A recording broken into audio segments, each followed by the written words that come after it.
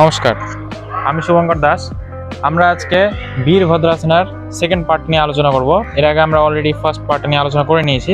তো সেই ভিডিওটা যদি তোমরা না দেখে থাকো, সেই ভিডিওটার লিঙ্ক ডেসক্রিপশনে দেওয়া আছে, সেখানে গিয়ে তোমরা দেখে নিও।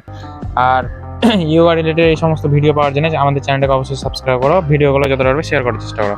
আমাদের যে ইয়োগার যে প্লেলিস্ট আছে তার লিঙ্কটাও কিন্তু ডেসক্রিপশনে দেওয়া আছে, সেখানে গিয়ে তোমরা দেখে নিও। তো বেশি কথা না বলে শুরু করছি আমাদের বীরভদ্রাসনা পার্ট 2। তো এর আগের পার্টে আমরা যেমন করে করেছিলাম ঠিক এইখানটাতে আমরা সেম ভাবেই করবো, ওই একই রকম ভাবে 5 সেট সাবধান অবস্থায় দাঁড়ানোর পর 90 ডিগ্রি অ্যাঙ্গেলে করবো, তারপর সেম পা সামনে নিয়ে যাবো। এইটাতে সব থেকে বেশি সমস্যাটা হয় কি, মানে আমাদের যেটা হাতের পজিশন আমাদের রাখতে হয় এরকম। এবার এরকম ভাবে রাখার সময় আমাদের বডির যেটা আছে সম্পূর্ণ এটা সামনের দিকে রাখতে হয় না, জাস্ট একটু 45 ডিগ্রি অ্যাঙ্গেল রাখতে হয়।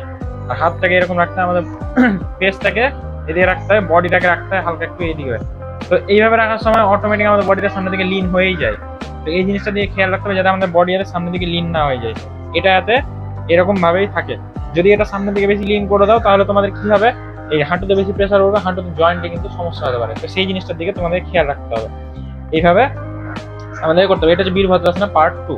এখান থেকে এই হচ্ছে আমাদের বডি, এখানটাতে ফেস থাকবে এই দিক বরাবর, এদিকে বরাবর ফেস থাকবে সম্পূর্ণটা। তোমরা যেখানটাতে যেটার জন্য তোমরা এক্সারসাইজ করো সেইটার জন্য তোমাদেরকে খেয়াল রাখতে হবে। ধরো তোমরা লেগ এক্সারসাইজের জন্য করছো, তো তোমাদেরকে লেগে ফোকাস করতে হবে, যে তোমাদের লেগ মাসলটাতে ফোকাস করতে হবে। আমরা যদি শোল্ডারে কোনো এক্সারসাইজ করি তো আমাদেরকে শোল্ডারে ফোকাস করতে হবে, তাহলে বেনিফিটটা আর কি বেশি পাওয়া যায়। তো ঠিক তেমন ভাবে আমাদেরকে অপোজিটটাতেও করতে হবে। সামনে এখান থেকে এটা থাকবে স্ট্রেট, সামনের দিকে কেউ বেন্ড করবে না, বারবার বলছি। এইখান থেকে সেম জিনিসটা এইভাবে সামনের দিকে কেউ বেন্ড হবে না বেশি, আবার সেম রিল্যাক্স ব্যাক চলে গেল। তো এই এক্সারসাইজ গুলো করার সময় ব্রিদিং ন্যাচারালি নিতে থাকবে। ব্রিদিং কেউ বেশি নেবে না, কেউ কম নেবে না, বা কেউ ফাস্ট করার চেষ্টা করবে না, কেউ স্লো করার কোনো প্রয়োজন নেই।